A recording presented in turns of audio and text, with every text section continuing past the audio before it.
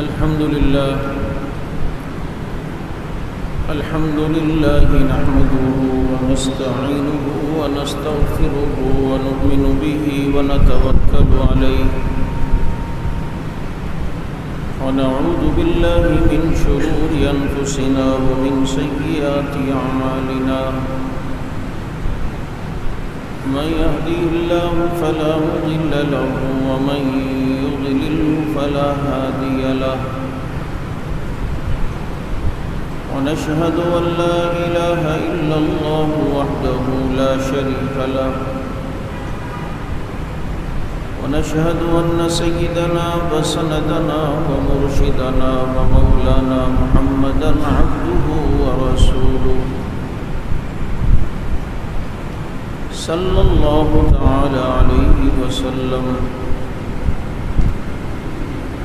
أما بعد فأعوذ بالله من الشيطان الرجيم. بسم الله الرحمن الرحيم. فلما بلغ معه السعي قال يا بني إني أرى في المنام أني أذبحك فانظر ماذا ترى.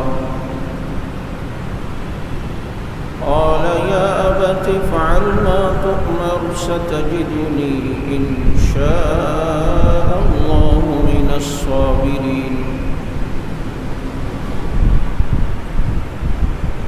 صدق الله مولانا العظيم ونحن على ذلك لمن الشاهدين والشاكرين والحمد لله رب العالمين. يا رب صل وسلم دائما أبدا على حبيبك خير الخلق كلهم. هو الحبيب الذي ترجى شفاعته لكل هول من الأحوال مقتحم. اللهم صل على محمد وعلى آل محمد كما صليت على إبراهيم وعلى آل إبراهيم إنك حميد مجيد.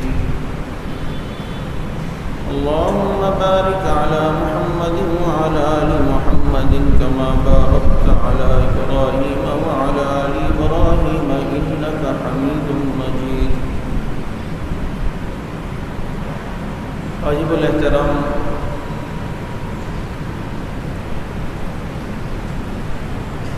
مسلمانوں کا دوسرا تہوار جسے عید الاضحیٰ کہا جاتا ہے، اللہ رب العزت نے مسلمانوں کی دونوں عیدوں کو عبادت کے ساتھ جوڑا ہے اور دونوں عبادات ادا کر کے مسلمان اپنی خوشی کا اظہار عید کی صورت میں کرتا ہے.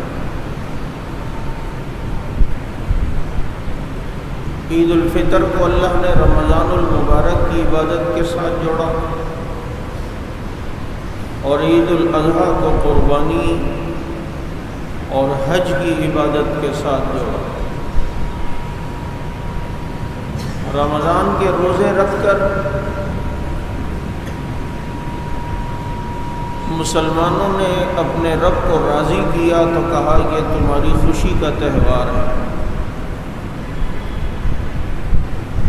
اور عید الاضحیٰ کے موقع پر قربانی ہوتی ہے، حجاج حج کرتے ہیں، ان اعمال سے بھی گناہ معاف ہوتے ہیں، تو فرمایا کہ یہ تمہاری خوشی کا تہوار ہے. چنانچہ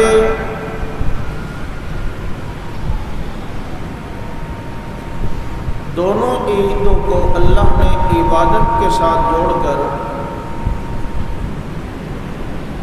ہمیں ایک پیغام دیا ہے کہ تمہاری عید تمہاری خوشی اور تمہاری فرحت اور راحت اپنے رب کو راضی کرنے میں، یعنی اللہ تعالیٰ کی ذات راضی ہے تو تب تمہاری خوشی اور تمہاری عید اور تمہارا تہوار ہے. اور عید الاضحیٰ جس پر مسلمان قربانی کر کر حضرت ابراہیم علیہ السلام کی یاد کو تازہ کرتے ہیں، اور وہ مشہور واقعہ جو اس قربانی کی سنت کا سبب بنا کہ ابراہیم علیہ السلام اپنے لخت جگر اسماعیل علیہ السلام کو قربان کرنے کے لیے تیار ہوئے، اور ایک خواب کے ذریعے سے اللہ تعالیٰ کے حکم کو پورا کیا۔ ابراہیم علیہ السلام کو اللہ نے جو آزمایا، تو آپ دیکھیں اللہ جبریل علیہ السلام کو بھیج کے بھی کہہ سکتے تھے کہ جی بیٹے کو ذبح کرو، لیکن خواب میں دیکھا کہ اپنے بیٹے کو ذبح کر رہے ہیں، اور نبی کا خواب چونکہ حجت ہے، قطعی ہے، یقینی ہے، نبی کا خواب بھی وہی ہوتا ہے، لیکن خواب میں تعویلات تو ہو سکتی ہیں، اس کے کئی پہلو تو نکل سکتے ہیں، اس کی تعبیر تو کچھ بھی بتائی جا سکتی ہے۔ خواب میں بیٹے کی قربانی کا دکھا کر آزمائش کو اور بڑھانا مقصود تھا۔ چنانچہ سیدنا ابراہیم علیہ السلام اپنے بیٹے سے کہتے ہیں کہ میں نے خواب میں یہ دیکھا ہے، تو تمہارا کیا ارادہ ہے؟ تو چونکہ ابراہیم علیہ السلام کی اولاد نہیں ہوتی تھی، تو وہ ایک دعا مانگتے تھے، ربی ہب لی من الصالحین، اللہ مجھے نیک صالح بیٹا عطا فرما۔ اس کی صالحیت آپ یہاں دیکھیں کہ ابراہیم علیہ السلام نے کہا تیرا کیا ارادہ ہے؟ میں نے تو یوں خواب میں دیکھا کہ تجھے ذبح کر رہا ہوں، تو بیٹا جو صالح مانگا تھا آج اپنی صالحیت کا اظہار کرتے ہوئے کہتے ہیں یا ابت افعل ما تؤمر ستجدنی انشاءاللہ من الصابرین، آپ کو جو حکم ہوا آپ کریں، مجھے انشاءاللہ اللہ نے چاہا تو صبر کرنے والوں میں سے پائیں گے۔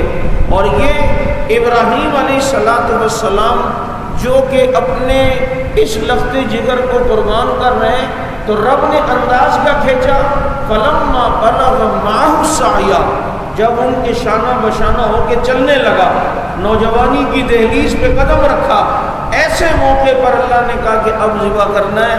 چنانچہ اللہ کے حکم کے سامنے ابراہیم علیہ السلام نے سر خمیں تسلیم کیا اور لے کے چلے ہیں، اور اپنے بیٹے کو ذبح کرنے کے لیے قربان گاہ کی طرف گئے۔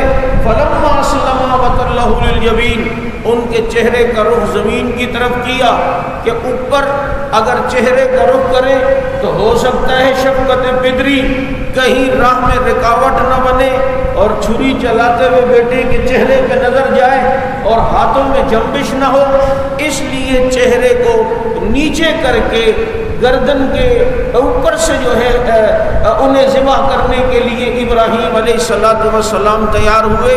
چنانچہ ایسے موقع پر چھری ہاتھ میں لی ہوئی ہے اور ذبح کرنے کی نیت ابراہیم علیہ السلام کی، ذبح ہونے کی نیت اسماعیل علیہ السلام کی، لیکن اللہ نے آج بھی اپنی توحید سمجھانی ہے۔ دونوں نبیوں کے ارادے ٹھیک، دونوں نبیوں کے ارادے قوی، دونوں نبیوں کے اخلاص میں کوئی شک نہیں۔ ایک نبی گردن کاٹنا چاہتا ہے، دوسرا نبی گردن کٹوانا چاہتا ہے، ہاتھ میں ابراہیم علیہ السلام کی چھری، لیکن سوال پیدا ہوتا ہے چھری کیوں نہیں چلی، گردن کیوں نہ کٹی، یہ رگیں کیوں نہ کٹی، خون کیوں نہیں نکلا، ذبح کیوں نہ ہوئے؟ تو ساری دنیا ایک جواب دیتی ہے ابراہیم اور اسماعیل تو چاہتے تھے لیکن رب نہیں چاہتا تھا، اس لیے گردن نہیں کٹی، چھری نہیں چلی۔ تو پتہ یہ چل گیا ہوتا کائنات میں وہی ہے جو صرف اور صرف میرا رب چاہتا ہو، اس کے علاوہ نہیں ہو سکتا کچھ بھی۔ مکمل ارادے کے ساتھ اپنے بیٹے کی گردن پہ چھری چلاتے ہیں۔ اللہ نے کہا قد صدقت الرؤیا، ابراہیم آپ نے اپنا خواب سچا کر دکھایا، مقصود آپ کا امتحان تھا۔ اب دیکھو یہ واقعہ تو ہم سنتے ہیں اور سن کے نکل جاتے ہیں، لیکن قرآن و سنت کا کوئی بھی واقعہ یہ صرف پوتوں نوازوں کو کہانیاں سنانے کے لیے ہی نہیں ہے، بلکہ اس میں جو اللہ کی طرف سے راز پوشیدہ ہیں اس پر غور کرنا چاہیے کہ اکیلا لخت جگر اور اس کو قربان کرنا یہ اپنی خواہش کی قربانی ہے یا نہیں ہے، نفس کی قربانی ہے یا نہیں ہے۔ اللہ رب العزت اس واقعے میں ہمیں بتا رہے ہیں کہ ایک چیز کا تمہیں بھی دل چاہتا ہو، تمہاری خواہش بھی کچھ اور ہو، تمہارا دل چاہتا کچھ اور ہو لیکن رب کی چاہت کچھ اور ہو، تم کسی اور چیز میں خوش ہوتے ہو لیکن رب کسی اور چیز کی طلب کرتا ہے۔ تم نے اپنی خواہش ابراہیم کی طرح چھوڑنی ہے، اور جس طرح وہ خواہش کو اپنی چھوڑ کر کہ جناب خواہش تو یہ بیٹا بچے لیکن رب کا حکم ہے تو ذبح کرنا ہے، تو جیسے انہوں نے اپنی خواہش کو قربان کیا اور رب کے حکم کے سامنے سر ہمیں تسلیم کیا، قربانی ہمیں یہی درس دیتی ہے، اپنی خواہش پہ نہیں چلنا، اپنے نفس پہ نہیں چلنا، اپنی چاہت پہ نہیں چلنا، بلکہ رب کی چاہت کو دیکھنا ہے، اللہ کی مرضی کو دیکھنا ہے، رب کی خوشنودی کو دیکھنا ہے۔ اور جب رب کی چاہت و خوشنودی کو دیکھ کر اپنی خواہش کے اوپر نہ چلو تو رب انعام کیا دیتا ہے؟ فَمَا مَنْ خَافَ مَقَامَ رَبِّهِ وَنَهَى النَّفْسَ عَنِ الْهَوَىٰ فَإِنَّ الْجَنَّةَ هِيَ الْمَأْوَىٰ، جو رب کے سامنے کھڑا ہونے سے ڈرا اور اپنی خواہش کو روکا، اللہ کہتے ہیں کہ جنت کو میں نے اس کا ٹھکانہ بنا دیا۔ آج یہ قربانی ہمیں اسی چیز کا درس دیتی ہے کہ اپنے رب کی چاہت کے سامنے اپنی خواہش کو قربان کرنا ہوگا، اپنی چاہت کی قربانی دینی ہوگی، اپنی مرضی کی قربانی دینی ہوگی۔ دل چاہتا ہے بد نظری کا لیکن جسم پر ہم خواہش نہ ہونے کی چھریاں چلائیں لیکن اپنے رب کی نافرمانی نہیں کریں گے۔ آج کتنے لوگ ابراہیم علیہ السلام کے واقعے کو بیان کرتے ہیں اور پھر ایک جملہ بعض لوگ کہتے ہیں کہ یار اگر ابراہیم علیہ السلام قربان کر دیتے، بیٹا ذبح ہو جاتا تو پھر بچوں کو ذبح کرنا پڑتا ہمیں، تو کون ہوتا کہ جو اس پر عمل کرتا؟ ایسا تو کوئی نہیں کر سکتا۔ میں نے کہا نہ بابو، ایسے بھی ہیں کہ اگر یہ رب کا حکم ہوتا کہ اپنی اولاد کو ذبح کرو تو ایسے بھی اللہ سے محبت کرنے والے ہیں کہ اپنی اولاد کو بھی ذبح کر دیں، اپنی اولاد کی قربانی دیتے۔ کیا آج اس عظیمت کے رستے پر جہاں سے واپسی بظاہر ناممکن نظر آتی ہو، جہاں اولاد کی واپسی کا راستہ مسدود نظر آتا ہو، کیا آج بھی مائیں اپنے لخت جگر کو دین کے لیے پیش نہیں کر رہی؟ آج بھی والدین اپنی اولاد کو دین کے لیے پیش نہیں کر رہے کہ پتہ ہے کہ پتہ نہیں کیا ہو جائے اور موت ہے اس رستے پر؟ تو میرے دوستو، ایسے بھی رب سے محبت کرنے والے دنیا میں موجود ہیں۔ اگر رب کا حکم ہوتا کہ اولاد کی گردن پہ چھری چلاؤ تو وہ اس کے لیے بھی تیار ہو جاتے، لیکن اللہ تعالیٰ نے سلسلہ انسانیت کو چلانا تھا اور صرف ابراہیم علیہ السلام کا امتحان مقصود تھا جس میں وہ اعلیٰ نمبروں میں پاس ہوئے، اور پھر یہی ابراہیم علیہ السلام ہیں جن کو اللہ تعالیٰ نے کئی باتوں میں آزمایا، وہ ان آزمائش پہ پورا اترے اللہ کے اس امتحان کے اندر کامل درجے کے اندر پاس ہوئے، اللہ نے اپنا خلیل بھی تو بنایا ہے، اللہ نے اپنا دوست بھی تو بنایا ہے۔ وَإِذِ ابْتَلَىٰ إِبْرَاهِيمَ رَبُّهُ بِكَلِمَاتٍ فَأَتَمَّهُنَّ کہ اللہ نے چند باتوں میں آزمایا، سارے معاملات میں اعلیٰ نمبروں میں پاس ہوئے۔ کہا کہ بیوی بچے کو جنگل و بیاباں میں چھوڑ دے، چھوڑ کے چلے گئے۔ بیٹے کو ذبح کرنا ہے، ذبح کرنے کے لیے تیار ہو گئے۔ بیت اللہ کی تعمیر کرنی ہے، تعمیر کرنے کے لیے تیار ہو گئے۔ جناب آزمائش ہوئی، یہ نارے نمرود میں گرنا ہے۔ ابراہیم علیہ السلام اس نمرود کی جلتی ہوئی آگ میں کود پڑے۔ اللہ تعالیٰ نے کئی باتوں میں آزمایا اور اس آزمائش میں وہ پورے ہوئے تو جو قومیں قربانی دیتی ہیں ان کے نام باقی رہتے ہیں، ان کے کام باقی رہتے ہیں۔ یہ آج حضرت ہاجرہ کا صفا مروہ پہ بھاگنا آج تک یاد ہے۔ کل حاجیوں نے حج کیا ہے اور وہ صفا مروہ کی سعی کرتے ہوئے نظر آتے ہیں۔ یہ اسی قربانی دینے والی عورت کی یاد جس کے کام، جس کے مشن کو اور جس کی یاد کو اللہ نے آج بھی تازہ رکھا۔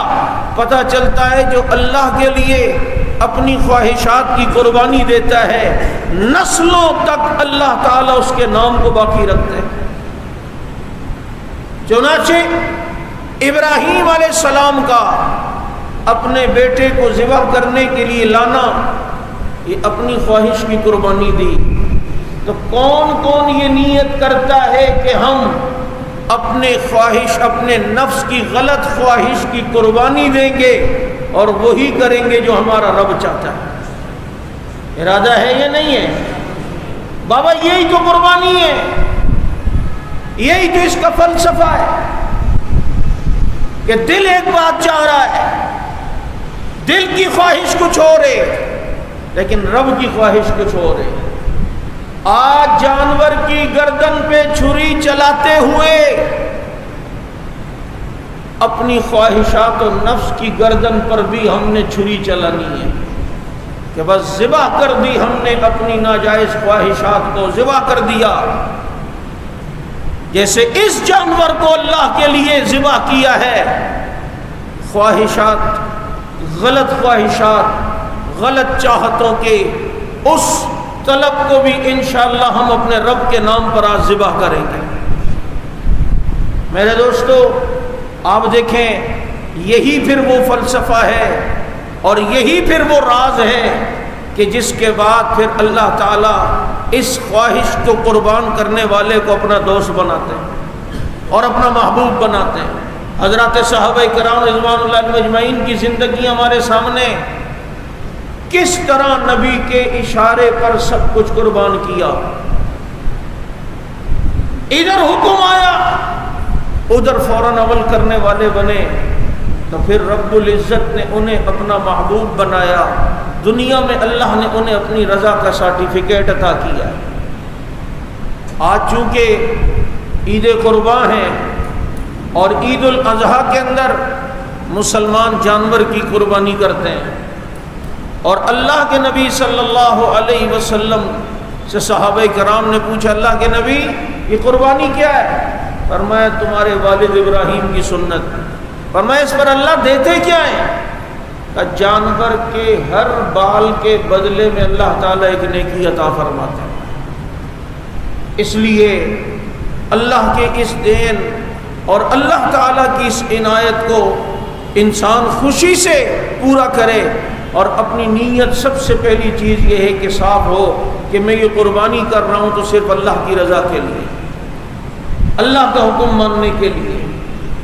اور میرے دوستو، جب جانور ذبح کر دیا، نبی علیہ السلام نے اپنی بیٹی حضرت فاطمہ سے فرمایا، بیٹا ذبح کے وقت جانور کے قریب رہو کہ اس کے خون کا قطرہ گرنے سے پہلے اللہ تعالیٰ قربانی کرنے والے کی بخشش فرماتے ہیں، مغفرت فرما دیتے ہیں۔ وہی جو میں نے عید الفطر میں ایک بات کی تھی کہ جب اللہ نے ہمیں معاف کر دیا اور اللہ تعالیٰ ہمارے گناہوں کو ایک عمل سے معاف کر دیتے ہیں، تو آج عید ہے اور عید میں بچھڑے ہوئے بھی ملتے ہیں، ناراض بھی گلے لگ جاتے ہیں، اب چھوڑو گلے شکوے یار، آ جاؤ، دوستی کرتے ہیں، گلے مل لیتے ہیں، رشتہ داریاں نبھائی جاتی ہیں۔ تو آج جب جہاں ہم دوسروں کو راضی کرنے کی فکر کرتے ہیں، جس رب نے ہمیں یہ خوشی دی ہے انشاءاللہ ہم نے اسے بھی راضی کرنا ہے۔ اس کا عملی مظاہرہ بھی ظہر کی نماز میں نظر آئے گا۔ ہمارے یہاں مسئلہ یہ ہے، ناراض نہ ہونا، کہ ہمارا مزاج یہ بنا ہوا ہے کہ ہم دین کا کوئی کام کرتے ہیں تو سمجھتے ہیں ہم نے اللہ پر احسان کیا ہے۔ روزہ رکھا تو بہت سے ایسے لوگ ہیں جو مغرب کی نماز جماعت سے نہیں پڑھتے، کیوں؟ ابے پورا دن روزہ رکھا ہے یار، افطاری بھی تو کرنی ہے، بہت کر لیا نا، بس صحیح آرام سے جائیں گے نماز اپنے گھر پہ پڑھیں گے، تو احسان کیا تھا روزہ رکھ کے، اللہ کا جو حکم ہے اس کے مطابق پورا کرو۔ یہاں قربانی واجب ہے، لیکن کتنے لوگ ظہر کی نماز چھوڑ دیں گے، اثر ابھی دیکھو نا کپڑے خراب ہو رہے ہیں، تو کپڑے خراب ہو رہے ہیں بدلو، نہاؤ جاؤ دوسرے پہنو، بدلو، جا کر نماز پڑھو، واپس آؤ دوبارہ جناب دوسرے کپڑے پہن کے پھر گوشت کاٹنا شروع کرو۔ اللہ پر احسان ہم نے نہیں کیا۔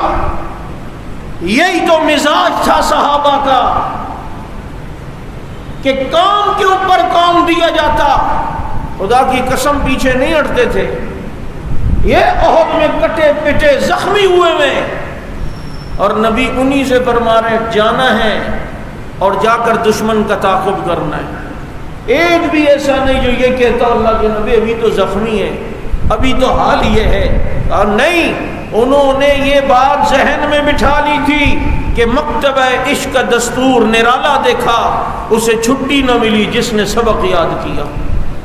جس نے اللہ کی محبت کا سبق یاد کر لیا اسے چھٹی عبادات کی نہیں ہے۔